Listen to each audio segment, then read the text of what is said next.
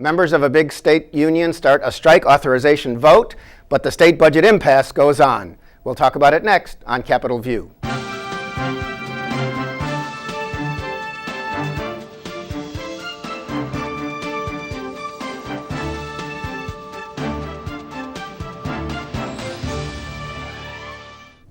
Welcome to Capitol View, the program where we talk about state government, sometimes the federal government, and how it just might affect your life. I'm Bernie Schoenburg from the State Journal-Register.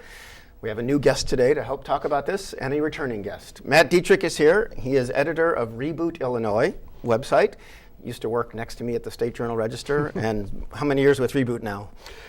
Coming up on 5 years. 5 years. Mm-hmm. So an established website covering mostly state government, correct? All state government, All state government. Mm-hmm. And Matt spends some time in Chicago, but still lives in Springfield. So welcome. Good to have you. Adam Rife is back. He is anchor and reporter for WICS-TV in Springfield. Thank you, Bernie. Adam.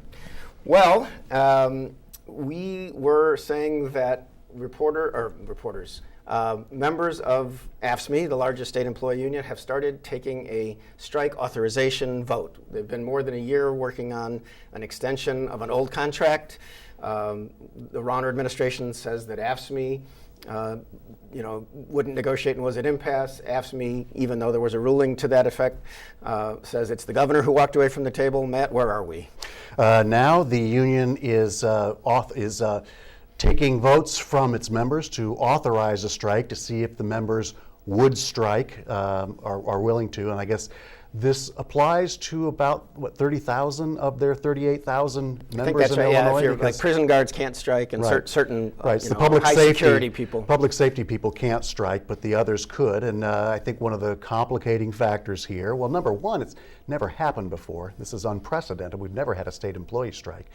But number two, typically when you have a labor strike, the union has some sort of a strike fund to keep its members who are on strike, to give them some kind of subsistence income. Mm-hmm. And I don't believe that AFSCME Council 31 has any kind of a strike fund. At least not locally yet. Right. Adam? What strikes me is the uncertainty right now in talking with state workers.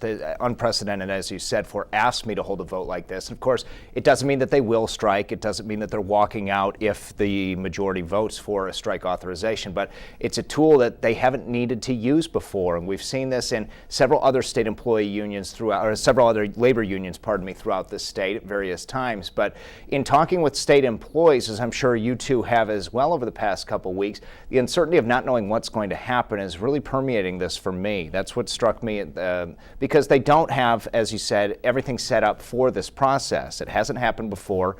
There's a little bit of nerves, I think. And one of the things we've been talking about for the past 19 months and beyond really are pressure points. This could be one of the first ones that we really haven't seen yet in getting this specific issue resolved, because they haven't really threatened to walk out before. They say and maintain they don't want to strike, but if they do vote to authorize the strike, this could be a real sign of going forward. We may need to use this. Yeah, well, interesting. And Matt, I'm not sure. I heard some talk that maybe National AFSCME might get involved with helping with a strike type fund, but I'm not sure of that. So, I'm not sure where that's at. It's also true that when he was campaigning, the governor famously at one stop, and I think it was in 2013, said we may have to shut things down for a while to get the reforms we want. But he has been adamant, since being governor, I don't want them to go out on strike. I want to protect state employees. It's kind of funny because he says, I'm your advocate. And of course, the union, says it's the governor who wants to double, in their opinion, or what they're saying, what we would pay for our health insurance, for example. So it's coming to a head. And this is all going on, and again, if they do authorize the strike, that really just lets the AFSCME leaders then decide if they want to, right. And we don't know where that's going to go. And clearly the governor's legal team and policy team is advocating for no votes. But it's turning into, as we've seen in everything, a battle in the mailboxes, a battle in the press, a battle, in the propaganda to get it out, telling members not to vote. AFSCME obviously telling members we need this tool, so vote. It doesn't mean that you won't get paid. It doesn't mean that you'll walk out. But we're seeing that battle of the words and the hearts and minds continuing again from this administration and from the union. Yeah, and I think too you have to put this in the context of, you mentioned things that Rauner had said during the campaign about maybe we might have to shut this thing down, but go back even further than that. I can remember back in 2013, maybe even in 2012, Bruce Rauner penning op-eds that were in the Chicago Tribune where he talked about public employee unions being corrupt, and he said that during the campaign when FDR said that there should never be that public employees should never be unionized. So I think all of and this the FDR library said he was a little wrong on that, because I think it was that they shouldn't strike or something. But anyway.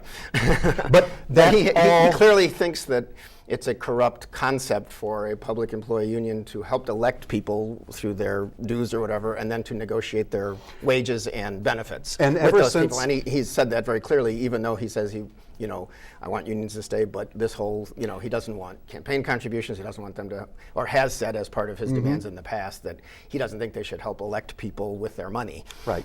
And I think ever since Rauner came into office, there's been this tension that on the employee side, that what he really wants is a lockout. What he really wants to do is bring this to a head, lock everybody out, just like what happened with the air traffic controllers with Ronald Reagan back in 1980, fire them all and then rehire, and then the union is gone. Yeah, Petco was the name of it, yes, and they were all fired and replaced, right. Which would be a long way to go in Illinois, but we'll see where it goes. All of this happens just after we taped last week's program. Lisa Madigan, the Attorney General, a Democrat, made a filing in St. Clair County Circuit Court. It is, for the last year and a half, there hasn't always been, or I guess there hasn't been an appropriation to pay state employees' salaries, but they have been paid because a judge in St. Clair County said in a lawsuit that I think the Rauner administration backed and AFSCME was pushing for, that we have a contract with these employees, therefore they must be paid even without an appropriation.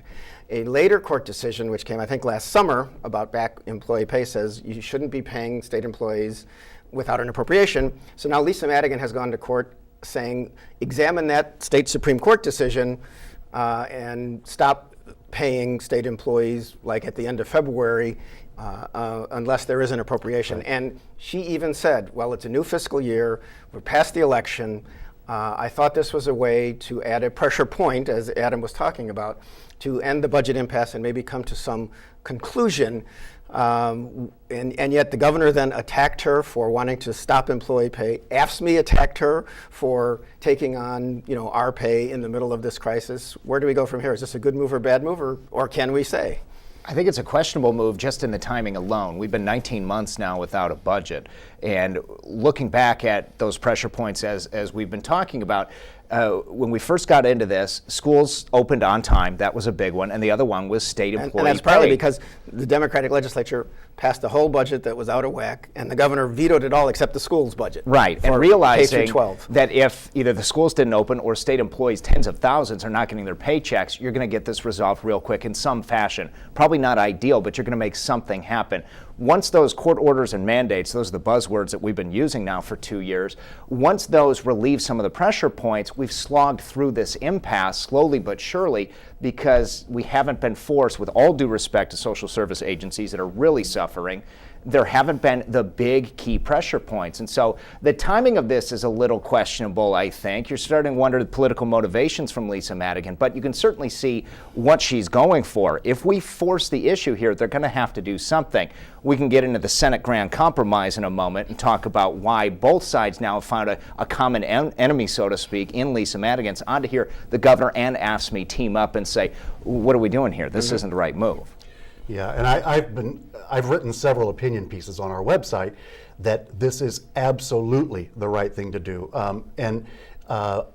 Actually, if you go back to July 2015, Lisa Madigan actually won the first lawsuit in Cook County. A Cook County judge said, no, indeed, the comptroller cannot pay state employees without an appropriation. Okay. Then what happened was, shortly thereafter, only a few days after, that's when AFSCME ended up in St. Clair County. That judge ruled that way. Lisa Madigan could not get the Supreme Court to take her appeal on an expedited basis, so backed off. I would presume that she did that because at that time, Nobody thought this thing would go on for a year and a half, and she probably figured, look, by the time we go through the appeals process, they're going to have this thing worked out anyway. Now, I have said that the only reason that the budget impasse has been allowed to go on this long is because state employees have been paid, and most people in Illinois believe that government's functioning just fine. Also because schools are open, as Adam said, because when they passed a part-time budget last year, a stopgap, it went through the end of the year, except schools, again, which goes through the full K through fiscal 12. year, which goes through the end of June this summer. And that's part of it. But go back last fall, the Paul Simon Public Policy Institute at SIU did a survey. 2/3 of respondents in Illinois said, we're not affected by the budget crisis. Well, of course you're not. If you don't have a special needs child, if you don't have an elderly relative, if you're not reliant on state mental health facilities that get grants, or substance abuse, if you are not a student who's not getting your MAP grant for To go to college, right, for low-income if you're not students. employed by one of the universities who took a 70% hit from in-state funding, of course, government functions fine because everybody's getting paid, everybody's showing up for work, and Governor Rauner on one side can stick to his guns, and Speaker Madigan on the other side can stick to his guns. They can hope that at the end of this, voters are going to blame the other guy. One of those two is going to be a winner, but the way I've always seen it is the taxpayers we do nothing but lose here, because without a budget, we're spending way beyond our means. We're all going to have to pay for this at some point. Well, we're seeing now in the grand bargain. If you look at the comptroller's website, I mean, it's somewhere between billion. 10 and 11 billion dollars in back bills unpaid. Plus, we're spending millions of dollars a day more than is coming in, Right. and it's getting deeper. So I thought, back to the original point, I thought this was absolutely the right thing to do. I think this is a good time to do it because you now actually have something that is being worked on in the General Assembly. And Lisa Madigan's not trying to get the thing, she's not trying to stop paychecks next week.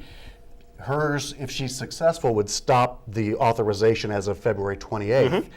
We'll see. Gives them some time. Understood. And you got to say there's a political side, and the people who don't like this will say, well, she happens to be the daughter of the Speaker of the House, Mike Madigan, who is the person that Governor Rauner generally has attacked, and the Republican Party that he funds has seriously and continues to attack as the bad guy in the state of Illinois. And I don't know what effect that has, and I believe one side or the other said, they hadn't consulted and she did this on her own. And I mean, what you say I understand your point, but I also understand that AFSCME and the governor would be mad at her right now because it does threaten employee pay within a month. I think that if in July of 2015, if, for example, you had driver's license facilities that had to close, like maybe only Which they 1 in didn't, 10 right. were open, and you'd have a pretty outraged public out there. I don't think they would have been able to drag this thing out. They would have had to come to some kind of compromise. Interesting. I don't think that the Constitution's not that complicated on that Right. particular area. And one of the arguments for not doing it now is, and as Adam mentioned, this quote-unquote grand bargain. Okay, as the last General Assembly, just before the new House and Senate got sworn in early January, there was a grand bargain being talked about where they might raise taxes up near the 5% it's down to 3.75. It came down, at the beginning of 2015 because it had been temporary. So you have the Republican Party railing against Mike Madigan when he had even mentioned maybe we should look at 5% again or go up or down from there. Well, now they're talking about 4.95 or 4.99, plus new casinos in 5 or 6 places in the state, including the city of Chicago, plus a property tax freeze, but temporary and not permanent. And plus 700 million, I think it was, no, was it 7 billion in borrowing? It's a giant borrowing plan to pay off some of these bills, which they could then try to pay back over 10 years. And you've got outside studies saying it'll take years to get back on track anyway. Anyway, you have this compromise being worked out by the Senate leaders, the Democrat and the Republican, Christina Radogno, the Republican, John Cullerton, the Senate president. And they were going to bring it for a vote the final week of the session, and they didn't. And then they were going to bring it for a vote again when the legislature was back in session, and they didn't because they're still compromising. There was a soda pop tax, a sugary drinks tax that was very unpopular, generated some full-page ads in our paper and probably everywhere saying, don't do this. They pulled that out. They're talking about taxing some services. So it's this grand package, and the governor has not specifically said he's against it, but he also has not specifically said he's for it, but he said let them work. He encouraged them in his State of the State address. to keep working on this. I love what you're doing. But he hasn't said if he's for it, and if, for example, some Republicans vote for it and then the governor says we're not for it, then they voted for a giant tax increase that their governor hasn't supported. So his budget address comes up in another week and a half on Wednesday, the 15th of February. And rumor is, based on an editorial board that he visited the Chicago Tribune, he talked about he might do something like last year, which is say, just let me cut without being specific on exactly what he wants in the budget. Can he get away with this again, and what will the legislature do? I don't know that he got away with it last year. I don't think it was seriously considered. It was one of two options. He said either present to me a balanced budget or give me the authority to slash where we need to do it. The issue was he didn't say ahead of time where those cuts would come from. So during the budget address, when he presented those two plans, I don't think that second option, let me get the red pen out and cut everything, was even considered for a moment because he didn't present ahead of time. You mentioned that the two Senate leaders coming together and working on this. It's gotten criticism because it's a constantly evolving bill here, 13 of them, in fact, and this is the if one falls, they all fall. So they're really trying to get this right. It's getting attacked from all sides as industries and special interests are saying, we can't raise, we can't cut this, so to speak. But as something that you wrote this week, Matt, you're just happy that there's a cart. That was the phrase. The wheels coming off the cart right now isn't the issue. It's the fact that we actually have a start. Yes, it's 19 months in, but at least there is something. It's just odd to see this constantly ambiguous, evolving package of bills working right now, and we don't really know what the final plan will look like. Maybe that goes to Governor Rauner's, waiting to support this. Matt, are you expecting everybody will come away from the governor's budget address just happy?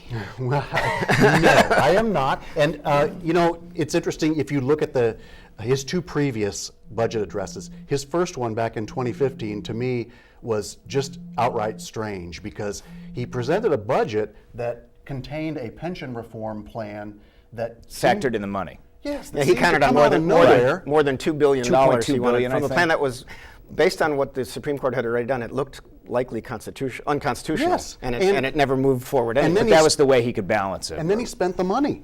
Before you even saw what was going on, it was almost as if no one in that administration had seen what had gone on for the previous 2 years. The following year, last year, we have, as you described, where he says, okay, let me do it. Give up your powers. Unless you pass a balanced budget with my reforms, which they have not wanted to do. I don't know that the governor can stand up there this year. Now that there is this package, there are these actual tangible things, and it is a mix of, there are reforms like he's called for, not exactly in his form, not exactly like a property strong. tax freeze is something he's wanted. Right. He's not going to get term limits. Well, the workers' comp is not anything near what he and the business. And he'll get term limits on leaders, but not on members. And he wants term limits on members, which is a big thing. Arguably is a popular thing, but also arguably may set some kind of tone he wants, but wouldn't affect the budget immediately. Well, because it's 10 years out before it would make anybody leave the legislature. It would be hugely disappointing for him to come out and offer the plan that he offered last year again this year. Last year he was offering it in the context of having nothing there. The Constitution's pretty clear. The governor has to present a budget. I know that Governor Rauner has had a different interpretation at times. That would include saying how much revenue he wants, which would include saying, yes, I'm okay with a 4.95 or a 4.99% income tax. I'm just going to predict, and I don't think it's I'm just saying I don't think he'll do that. Okay. Because then he gets blamed for it. Yeah, and as his own party blamed Mike Madigan for even bringing up the idea at a City Club of Chicago meeting, months ago. There is this strange dichotomy at work where the governor has said over and over again, I know we need revenue, and yet he's never the one. He wants the Democrats to present the revenue first. What's your plan first? And then they drop. Well, he was also going to demand that they meet every day with leaders. Right. A couple months ago until the end of the year, and then he stopped doing that after about three meetings. Right. The way he's getting around that right now is by saying, not presenting a budget as in the Constitution he's required. He's saying, well, they're working on it right now. The Senate especially is kind of bailing him out for the past couple weeks, and the governor is able to say, I need to step back, let them continue the good work that they're doing, and we'll see what comes out of that. I don't want to step on their toes by coming out with a completely separate plan. Now, Democrats, especially the constitutional officers, Mike Frerichs and Susana Mendoza, hammering him over that, saying it's the governor's job, it's his job to present that balanced budget. Mendoza more than Frerichs. Mendoza's been a little sharper. True. She says he's advocated his duty. Okay.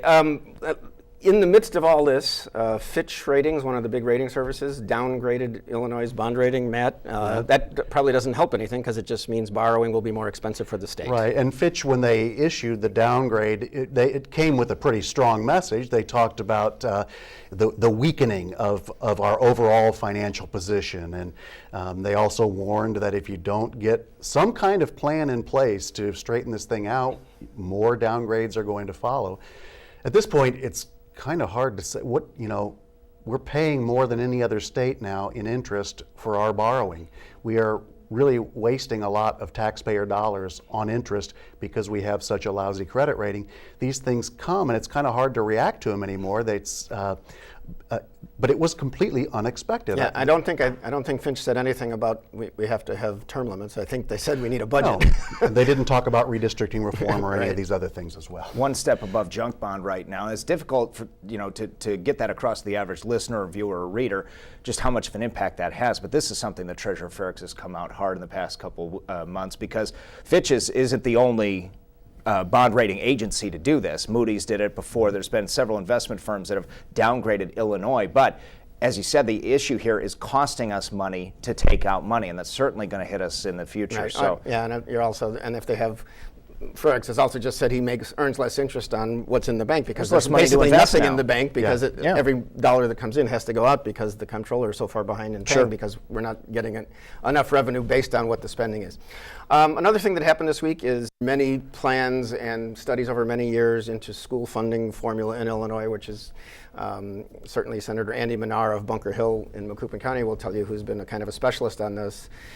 Very disparate between the rich districts and poor in Illinois, and there's the governor has his own education secretary, Beth Purvis, and she brought together lots of people, including legislators, including Senator Manar, and they came out with a report saying that we do need to pay more attention, give more funding to schools with struggling students, poverty level, things like that, and are recommending some changes that should be part of a grand bargain, but it's not yet in the form of a bill. So Matt, useful exercise? Well, what I say is let's see a bill. And Senator Manar said last week that, look, we've had, how many reports on this have we had? And who in Illinois doesn't know that this is a problem?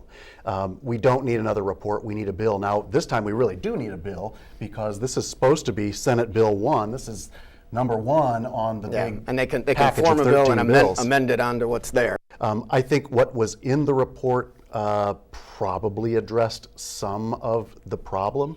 But again, we need to see legislation. We've seen many reports. I don't think anybody disputes what's in it. And one of the things that he said was it would take a lot more money over time. The whole report did, but everybody agreed. Right. If you are able to not take anything away from school districts now, which is kind of politically necessary, you're going to have to somehow get revenue, and it's something like they need an extra $3.5 billion over 10 years. Just to get to that adequacy level right now, something that I think Senator Menar's frustration was evident because, again, I won't say toothless, but 75 hours was spent. That was the number that the Rauner administration touted as they unveiled this big report on Wednesday from the 25-member commission. Well, 75 hours just to say we need to work on this without having an actual piece of legislation to vote on, or at least to start work on, I think was difficult for some of these members who not only live in the districts that need it desperately, but have been working on it for several years now. So until you see some actual progress, that code word framework doesn't do us much good. We know that we need a framework, we have a plan, et cetera. Well, we'll see if the governor comes out with